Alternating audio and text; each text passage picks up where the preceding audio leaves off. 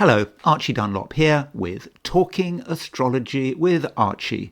And in this video, I'm going to be looking at the week starting on Monday, June the 23rd, 2025. It is a fairly brief video, and you'll see from the thumbnail that I've got Benjamin Netanyahu's photograph there, and that's because I want to have another look at Benjamin Netanyahu's chart. I'm not going to come up with anything dramatic, but he is in the news a lot with Israel's recent attack on Iran, and I just wanted to see if we can pick up anything new, anything that we hadn't noticed before. But again, don't expect anything earth-shattering from me. And it is going to be quite a brief video. And what I'm going to do in this video is I'm going to start by doing a preview of the week's main astrological events. And then I'm going to have a quick look at Benjamin Netanyahu's horoscope and perhaps some other horoscopes as well. And finally, I want to do an Ching reading for the week, and this reading is really optional. If you don't want your Ching read, then you don't have to watch the Ching section. And this section, this section will have subsections. I'm going to look at the week from a general perspective, then money, then career, and then relationships. So let's look at the week ahead, the week starting on June the 23rd. So here it is. And so, by the way, if you do happen to like the video, then feel free to indeed like it. And if you're not subscribed, I would be very happy to have you as a subscriber. So, looking at the chart for the new week, starting on Monday the 23rd, of course, the sun is in Cancer now. This is the first full week where the sun will be in this sign, in this water sign, and we might notice a change. The Gemini emphasis is very much waning, though the week does actually start off with the moon in Gemini, so Gemini hasn't quite gone away, and so Monday, Tuesday, there's still a bit of a Gemini influence in the build-up to a new moon, and of course there is a new moon on Wednesday. And as far as the first aspect, or at least the first main aspect of a week is concerned, it's probably a quincunx between Mars and Pluto on Monday. So Mars at 3:17 Virgo, making a quincunx to Pluto at 3:18 Aquarius. So if you think about that quincunx, Mars is about us trying to assert ourselves, trying to find something to apply our energies to, and then we come across Pluto. Pluto might appear to be holding us back. Something is sort of heavier and more difficult than expected, and we have to change our approach. And it's a quincunx. It's not a square, so there's a way through. And what we have to do is we have to incorporate the Pluto energy. Sure, we can get results, but we have to do it in a different way, and we have to be really focused on our own power and how we use it. And that can be difficult on Monday, because it's true that the sun is making a square to Neptune. So the sun in Cancer has just made a square to Saturn right at the end of the weekend, and then it moves on to a square to Neptune. And Sun square Neptune can be problematic.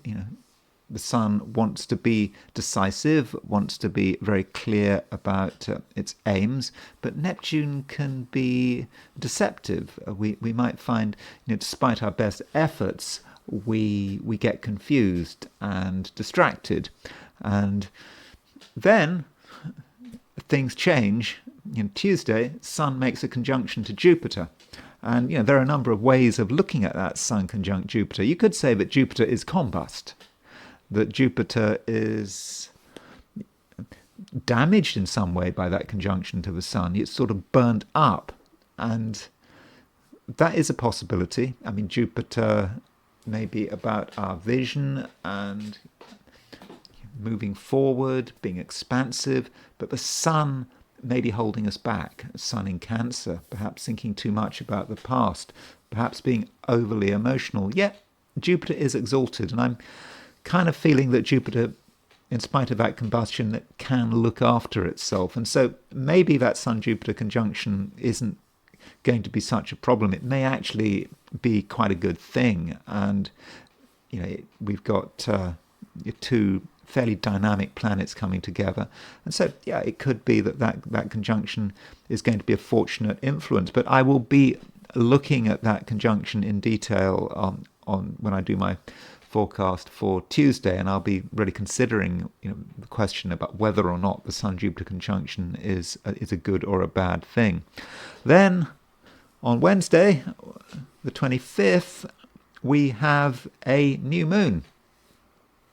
So this new moon is potentially quite an important new moon because it's conjunct Jupiter. So the new moon is, where is the new moon? It's 4 degrees Cancer, and there is a lot to be said about this new moon, and being at 4 degrees Cancer, well, as we'll see, 4 degrees Cancer is, I think, the point of Benjamin Netanyahu's Uranus. I think he's got his Uranus there, and so that really could activate Netanyahu's chart, that new moon. But Netanyahu aside, it's a new moon, but it's very coloured by Jupiter, and so from a fortunate perspective, well, it could be fortunate. It does give us opportunity, but when you're dealing with Jupiter, you can take things too far, and that is an event that we really need to look at in detail. Then come Thursday the 26th, Mercury moves into Leo. So Mercury is, if you like, where's Mercury gone? I've lost Mercury. There's Mercury. So Mercury is kind of the advance guard, new territory. Mercury moving into Leo. That is a reminder that sooner or later we will get planets in Leo, and in a month's time, just under a month, the Sun will be in Leo. But Mercury in Leo, that does bring a change. It brings some fire into the chart, and with Mercury in Leo, it might mean that some of us have a relatively high opinion of ourselves, and that might be reflected in how we communicate. And so it's kind of interesting when you've got Sun in Cancer and Mercury in Leo, that you've got the contrast between the two energies. And also on Thursday we've got Mercury sextile Uranus and Sun sextile Mars. So Sun sextile Mars, Sun in Cancer, sextile Mars in Virgo, 2 dynamic planets in aspect to each other. So you might think that is a fortunate energy, but not necessarily, especially when we're in times of war, whether it's in Ukraine or the Middle East. It might encourage people to maybe take things too far. And then we move into the weekend. Mercury, having moved into Leo, makes trines to Saturn and Neptune, and it also makes an opposition to, it makes an opposition to Pluto. So that trine to Saturn and Neptune, on a positive note, Mercury trine Saturn and Neptune could be quite sensitive, quite intuitive. I won't say psychic. It's not in water signs. It is in fire signs, and there just might be an intuition, just a way to just connect things together very quickly, and perhaps we can structure our intuitions, and so that might be how the weekend works out. I don't think it's a problem, Mercury making a square to Saturn and Neptune, by the way. So let me now turn to Benjamin Netanyahu's horoscope again. And I know I've looked at it several times recently, but I think there's no harm in having another look at it. And so with Benjamin Netanyahu, we do not know exactly what time he was born. If you go to astro.com and you have a look at the entry for him, there are a number of sources, but there seems to be a consensus that Benjamin Netanyahu was born in the late morning and in Tel Aviv. I mean, there have been claims that he's born in all sorts of other places and that he wasn't born, I think, on October the 21st, 1949, that he was born somewhere else. But I think we can be fairly sure that he was born on October the 21st, 1949 in Tel Aviv, or around Tel Aviv. I'm not quite sure where. And so because of that, we can be reasonably confident he has Sagittarius rising.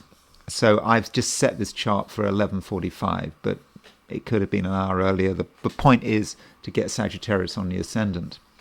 And so that's one aspect of his chart. So yeah, we probably know where his rising sign is, what his rising sign is, and we also know that he's born just before a new moon, and this new moon is just before a new moon, and that is an important point. We know for sure that the moon is seriously waning, born right at the end of a lunar cycle. So if you take Dane Rudya's approach, in his book Lunation, the Lunation Cycle, he categorizes people according to where on a lunation cycle they were born. And someone born at the end of a lunar cycle, it's like they're coming to the end of something and they've seen it all before. Maybe you can look at that from a karmic viewpoint, if you like, and they're ready for the next cycle, perhaps a cycle of incarnations, and so that's where he's coming from. And it could be that there's something rather jaded about it if you're born right before the new moon, but still he has got the sun and moon in Libra, and so when you've got all these planets in Libra, he does have a sun, moon, south node, Mercury, Neptune in Libra. There's always an issue with Libran politicians, because very often one sees Libra as a sign which is about compromise. But the question one always has to ask with Libra, where is the compromise?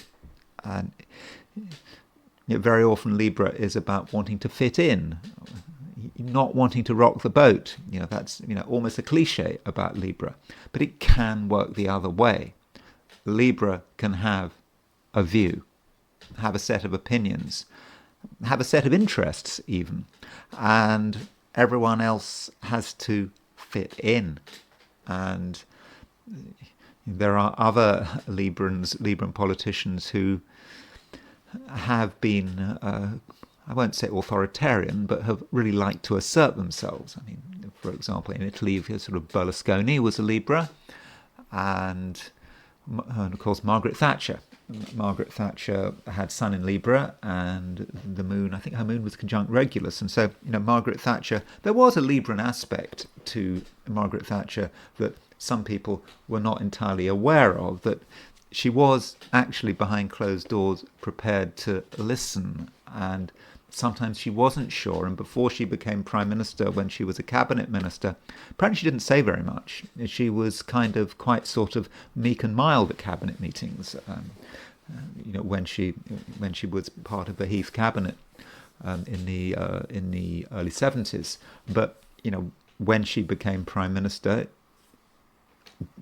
generally she had a view, though you could see her Libra aspect, for example, during the Falklands War. She wasn't entirely sure. I know she had this sort of gung-ho military leader reputation in the Falklands War, but there was a lot of uncertainty there behind closed doors.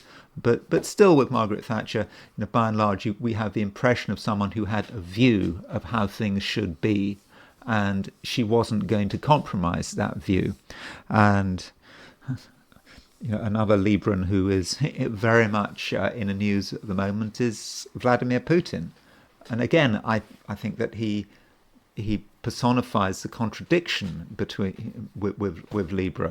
On one hand, he is into compromise. Of course, people in the West have a unidimensional view of Putin, but I think many people in Russia regard him as being quite weak. Certainly, in the way he started off with his special military operation, as he calls it, the invasion of Ukraine, and he was trying to negotiate. He was trying to come to an agreement. He tried to negotiate, with NATO and NATO countries, after 2014 with the Minsk agreements, and some people were saying he was giving up too much. The Istanbul meetings, negotiations at the beginning of 2022. You could say that Russia gave too much away to the Ukrainians, but you could say, well, fortunately for the Russians, the Ukrainians just backed off and decided they wanted to continue the war. Well, fortunate for the Russians, not necessarily in terms of the war, in terms of people getting killed, and that is clearly very unfortunate, but perhaps fortunate for Russia in terms of its territory and its long-term interests, because the Istanbul talks in 2022, really, the Ukraine had a really good deal there, I think, and so that could be an example of the weakness you associate with Libra, just being too willing to compromise. But then, on the other hand, he is a tough guy, Libra, a strong man, and he wants to have his way. He has a vision of Russia. He has a vision, perhaps, that Russia needs to in some ways restore its former glories, and so that vision is quite motivating, and to an extent he wants everyone else to balance with him. And likewise with Benjamin Netanyahu, and he is a Libran in the sense that he perhaps wants everyone else to fit in with his view, and he does have the South Node in Libra, and which is kind of strange. I mean, South Node in Libra, you might think, South Node in Libra is someone who is too keen to compromise, and that would be a quite single-dimensional view of it. And you could say North Node in Aries, well, it's where he's supposed to be going. He's supposed to be more dynamic, more assertive, but maybe you could see Libra as just playing games. And Librans can play games. They can really play all sorts of games, and maybe he's just playing, one game too many with his attack on Iran, and other aspects of his chart that we don't necessarily see straight away is the fact that Jupiter is square his Sun Moon midpoint. Now, we don't know exactly where his moon is, because I don't know exactly what his time of birth is, but I think it's reasonable to think that his Jupiter in Capricorn is square the Sun Moon midpoint, and you should always look at what planets are aspecting the Sun Moon midpoint, whether it's by conjunction, square, opposition, semi-square, sesquiquadrate, using tight orbs, 1 degree up, ideally. But with Jupiter square the Sun Moon midpoint, that might say something about who he is. He is larger than life, and he wants to take things further. He's certainly quite expansive if you look at this attack on Iran, and his Jupiter is in Capricorn. Now, Jupiter in Capricorn, a lot of people have Jupiter in Capricorn, and it's absolutely fine, but there can be a problem with Jupiter in Capricorn because, it is fallen, and people with Jupiter in Capricorn can, under some circumstances, be too focused on themselves and their own interests. And that might be financial interests. And, it is said that, one reason that Benjamin Netanyahu is Prime Minister, continues to be Prime Minister, is because if he were no longer to be Prime Minister, then he might end up in court. And but he's staving something off. And it is a common criticism of Netanyahu that he is perhaps too self-interested.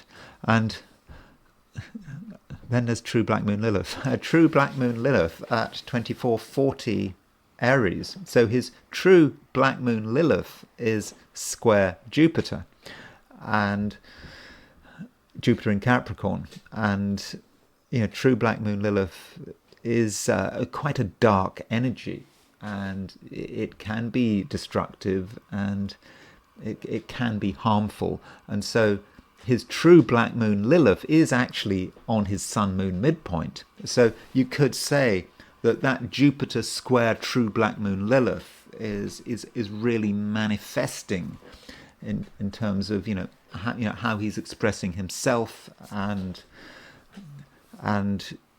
it could be really, really very destructive. And then we can also consider Hades. Hades is that trans-Neptunian planet used by the Uranian school. And so with if we turn on the trans-Neptunian planets, we see that he has got Hades at 2751 Aries. So he has got Hades opposition his Sun, and I think that Hades opposition Sun is problematic. Hades is quite a dark force. It can be associated with disintegration and works of malice. Certainly, that is a real possibility with him. And someone with Sun opposition Hades could create a lot of damage, not just to himself but to his country. So that really is a possibility. So that Black Moon Lilith and Hades, as they do link to important points in his natal chart, I think we shouldn't forget them. We shouldn't disregard them. Now, by the way, I should say, as far as Israel is concerned, I am being negative about Benjamin Netanyahu. I know that he has a lot of support in Israel. He didn't have so much support before the Hamas's invasion and the Hamas atrocities, which took place on October the 7th, 2023. So you could say that gave his political career, a big fillip. But, in the same way that I don't suffer from Trump derangement syndrome, I don't suffer from Israel derangement syndrome either. And so by the way, I think this war between Iran and Israel is, I don't know, it seems to be pointless. I don't see the point, but it's quite difficult to be objective, and it's very easy to be logical about it. If you're logical about it, I don't see how Israel can prevail in this war. But am I using astrology to say that? I don't think I am. Not really. And I just, in my last video, when I looked at the solstice, it just was interesting that at the time of the solstice, Saturn was on the midheaven, if you set the solstice chart for Tehran, and Jupiter was on the ascendant if you set the solstice chart for Jerusalem. And that might suggest that things aren't quite so bad for Israel as logic would indicate. But at this stage, I'm not really giving an opinion about how I think this war is going to turn out. It is a situation where it's so easy to look at what commentators are saying and draw one's conclusions from that. But this is an astrology video. You're not coming here for political commentary. You're coming here for my astrological views. And so, as far as what I think is going to happen in this war, I can give you my logical answer, but my astrological answer isn't perhaps quite so clear, and perhaps why I feel I need to sort of hold back. Now, when I was thinking about Benjamin Netanyahu, and I was trying to think about his psychology, and I would have thought that logically, for Benjamin Netanyahu, you would have thought that a dramatic event in his past would have been the death of his brother, and so his brother Jonathan was killed in the Entebbe raid. So he was a sort of very heroic figure, and was seemed to be quite an exceptional person who led this raid, and he was killed in this raid. And in I think that was June.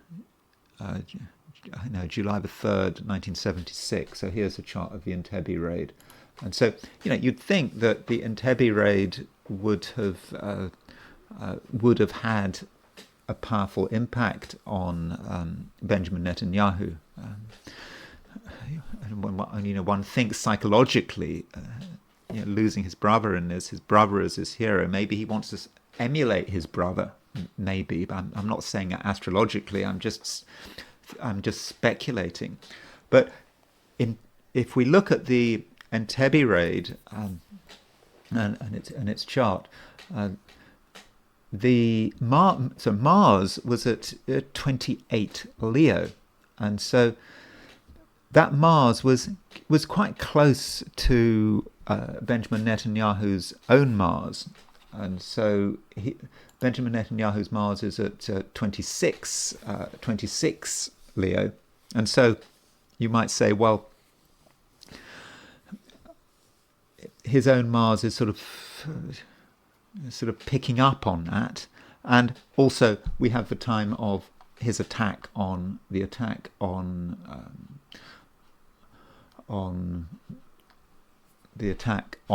Iran. So the attack on Iran. Let me just get the chart for that. This is sort of the rough start of that attack. So at the start of that attack, Mars was at 27 Leo. So Mars was not just very close to Benjamin Netanyahu's Mars, but it was also starting to make a conjunction to Mars where it was at the time of the Entebbe attack. So there is perhaps a resonance there, and maybe Benjamin Netanyahu was picking up on that. And of course now we have Uranus squaring that point as well.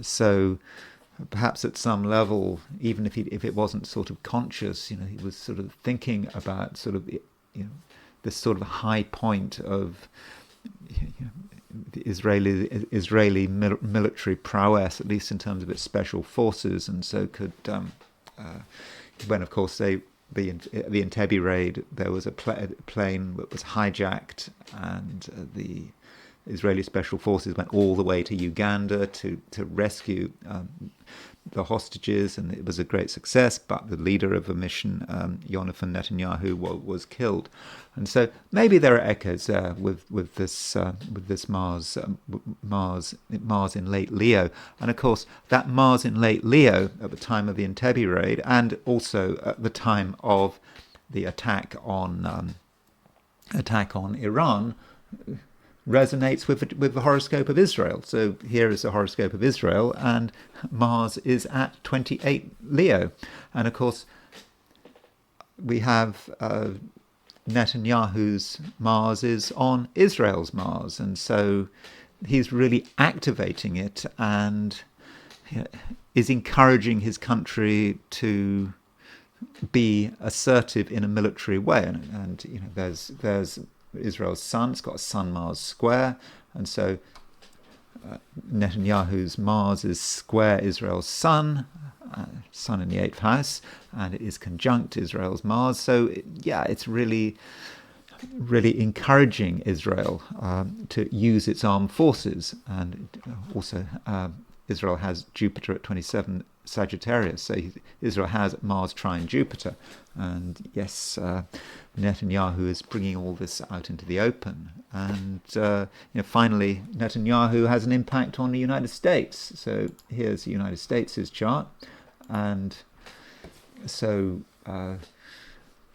the United States has an opposition, an exact opposition between the moon in Aquarius and true black moon Lilith in Leo, and Netanyahu's Mars is opposition that, you know, and so he's stirring something up in the United States itself, and something that may not be entirely fortunate. And you can see now that, you know, the resistance in the US, certainly amongst voters, for this for any sort of intervention in the Middle East, or further intervention in the Middle East. So I don't think that you know, people in the United States have an especially positive view of Netanyahu, and yeah, he could stir things up, and he could arguably, you know, bring out the worst in America in terms of what it does with its military, with its military, and whether it really does intervene in the Middle East.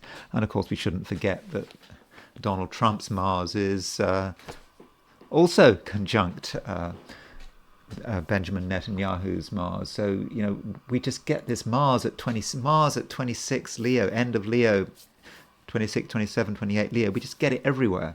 We had it in Entebbe. We had it in the horoscope of Israel. We have it in the horoscope of Benjamin Netanyahu, and we have it in the horoscope of Donald Trump, and we had it at the time of the attack on Iran. So those are a few thoughts on Benjamin Netanyahu. I did say that I wasn't going to come up with anything earth-shattering, and I don't think I did. So now I want to consider the I Ching. So in this last part of this video, I will be looking at the I Ching for the week ahead, the week starting on Monday, June the 23rd. Do not forget that you don't have to watch this section. This section only applies to those of you that are actually watching the section. So if you don't want your I Ching read, you can just stop watching the I Ching now. So remember, this I Ching section also, it has 4 sections. Then I'm getting 4 subsections. You know, general, then money, then career and business, and finally relationships. So I asked the question, what is the week starting on Monday, June the 23rd, 2025, going to be like for those watching the I Ching section of this video? And the first hexagram I got was hexagram number 1, the creative. So this week is going to be, you know, quite important. You know, the creative, it's the first hexagram in the book, and it is pure yang. You can see that, you know, all the lines are unbroken. So it's a time where many of us are going to feel that it's a time, that it's a time to be starting something. It's a new beginning, and it's not even necessarily a planned new beginning. It's just about the spark. And you know, when you're talking about this hexagram, you often associate it with the dragon. You know, the dragon is this incredibly powerful beast, and it represents pure energy. And so we shouldn't be thinking about exactly what we're going to do, and making sure that, you know, all the details are sorted out, and thinking we can plan things too much, because, you know, things have an energy of their own, and that really could manifest with this hexagram. Now, there is a moving line here, and that is the third line from the bottom moves. And you know, in the I Ching, the third line from the bottom is often quite difficult, and with the creative, with that third line, it's like we are aware of a danger, and we're not going to be relaxed. And you know what the I Ching tells us, it talks about someone who is, you know, busy all day. They've got lots of things to do. There are lots of things they want to get off the ground. You know, that is the creative. But you know, when they go home from work, or if they stop doing anything really constructive, their mind is still on, and the mind is still worrying. What can go wrong? And being ever vigilant, always thinking about possibilities for something bad happening. And the I Ching regards this as being a good thing. We are not relaxed. We don't let down our guard, and that is really something that we should welcome. And so this week, be alert. Be ever vigilant. And don't assume that things will just work out fine, sort themselves out of their own accord. I mean, they might, but they might not. And because we've got the third line moving, it does mean that we move to a different hexagram. And kind of not surprisingly, the hexagram we move to is hexagram number 10, which is treading. We have to tread very carefully. This is the hexagram that is symbolized by the tiger, and we must not tread on the tiger's tail, and we have to tread very carefully around the tiger. We could so easily make mistakes, but we needn't make mistakes.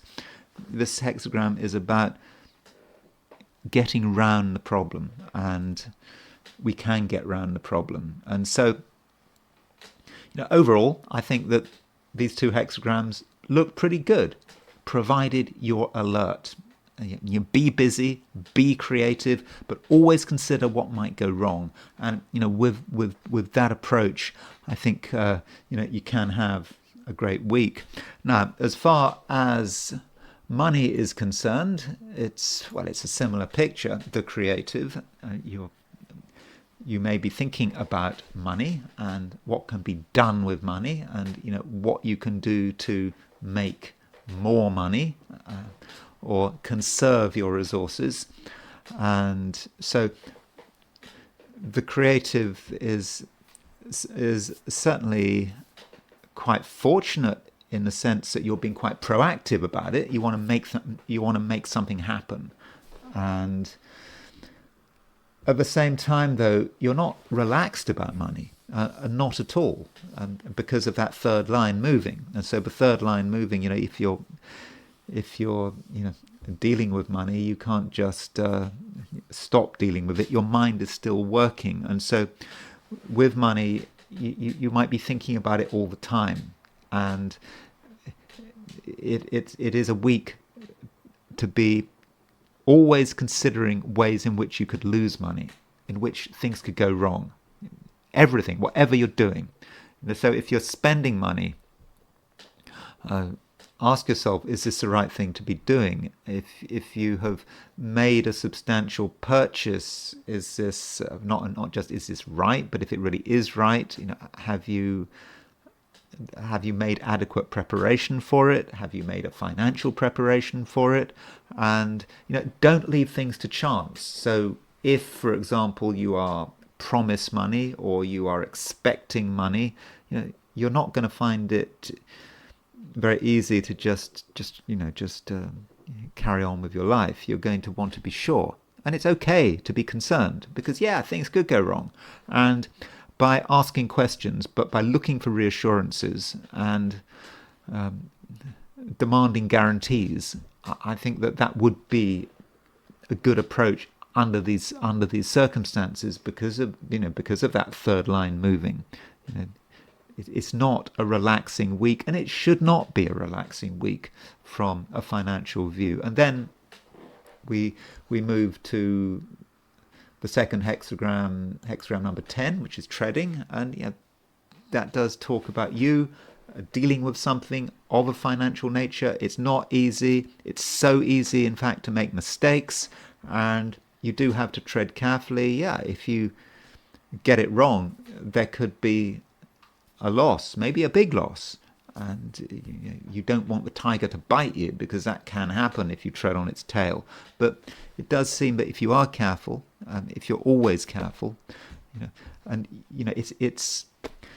it's not like you mustn't let your guard down. And you might feel you might have been really working hard to sort things out financially, and you've been doing well, and then you think you're over it, and you let your guard down. And when you let your guard down, and you think you can just relax, and that is the moment when you're most vulnerable. But I don't think you will let your guard down. And so, with a careful approach, I think that you can have a good week financially. And just remember that first hexagram is the creative. That is about creating something new financially can be brought into play. And then there is career and business. And so having hexagram number 1 as the first hexagram, that's really good. If you want to begin something, then now might be the time to do it. And remember, we've got a new moon on Wednesday, and there is something very creative about this new moon. Well, there's often creative things about a new moon. A new moon is a new beginning. Okay, the new moon, I think it's on Wednesday, but over the days following that new moon, as the moon moves out of Cancer, moves into Leo, later in the week, that is a new beginning. And so as far as your work is concerned, you may be able to start a new project. You may not, though, know exactly where it's going. The key thing is to start, that, because that is a creative impulse. You can't pin the creative down by having fixed ideas about how it's going to work. You can't do that. But you need to just see how it goes and see where it leads. But at the same time, you have to be careful because of that third line from the bottom moving. You're not relaxed. You're prepared to try something new. You're prepared to venture down sort of new vistas, but you always are aware that something could go wrong.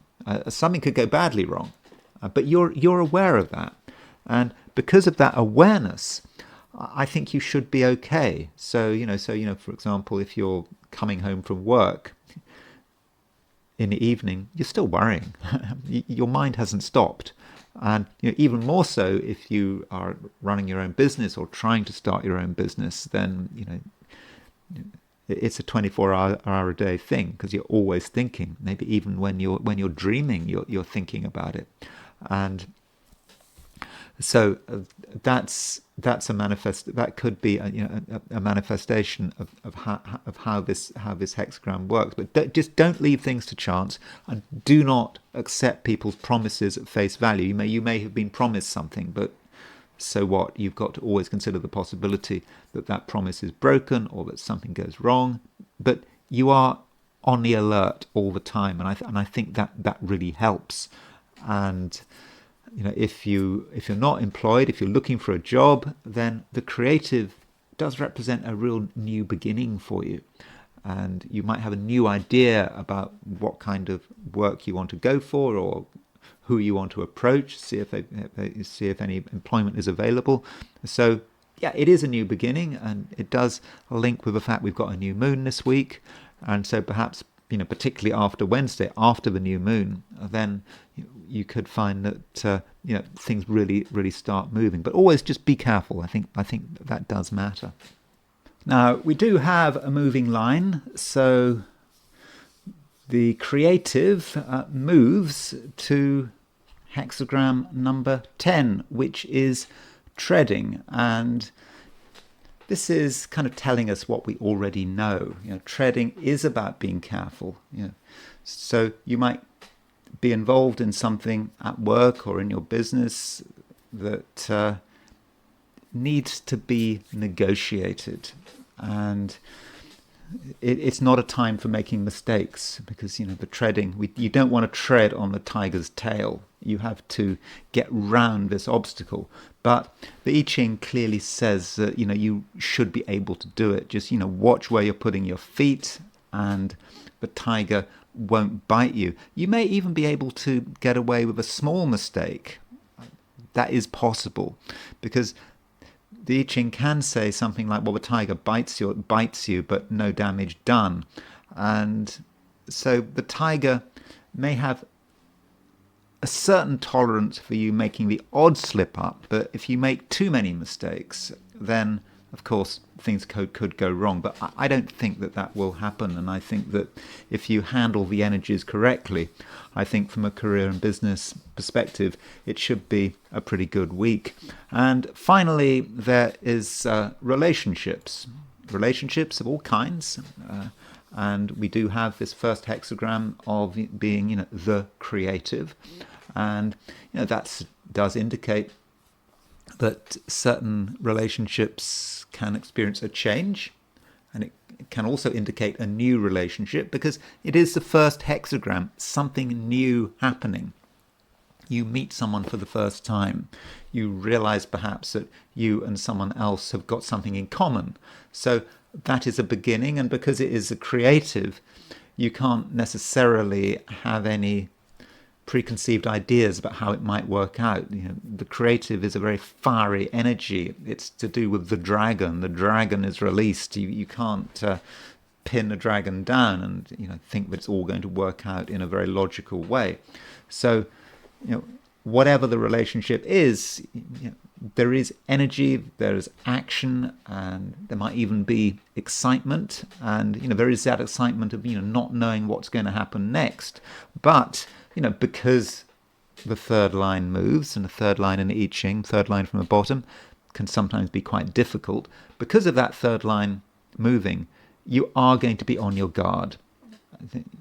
Whoever you're dealing with, whether it's someone you're living with, someone you've just met, you always know that something could happen that you simply hadn't planned for, that was unexpected, and you have to protect yourself, you have to look after yourself, and that's something you can do. And as far as significant relationships are concerned, they may actually take up quite a lot of your time. Even when you're not with this person, you're thinking about it. You're thinking, perhaps, what is this person going to do next? What kind of person are you dealing with? And so, for many of you, there might be a lot of psychological speculation about what another person's motives are. What are they planning? Can they be trusted? And these questions and concerns will not go away. Again, especially if you don't know the person well. But even then, we don't know anyone perfectly. Even if we live under the same roof as them, we just don't know. We can only speculate. And so that psychologizing could be especially strong this week.